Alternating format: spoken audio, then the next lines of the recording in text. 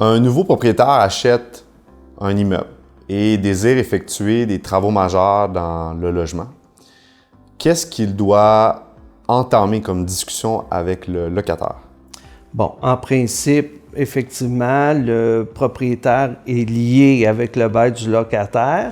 Donc, s'il veut entreprendre des travaux rapidement, la meilleure solution, c'est d'essayer de s'entendre avec le locataire pour qu'il quitte les lieux sur les modalités. Peut même offrir un certain montant au locataire pour qu'il quitte définitivement le logement et que le locataire puisse faire les travaux qu'il veut faire. S'il n'y a pas possibilité d'entendre, ben là, on peut y aller légalement avec le préavis de 3 mois qui est prévu par la loi.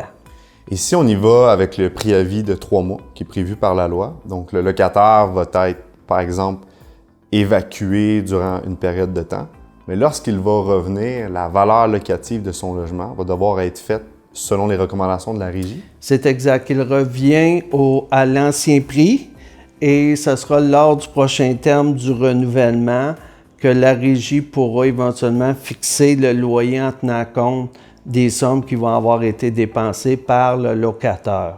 Cependant, en pratique, la plupart du temps, dans des cas comme ça, selon mon expérience, les propriétaires réussissent la plupart du temps à s'entendre avec les locataires.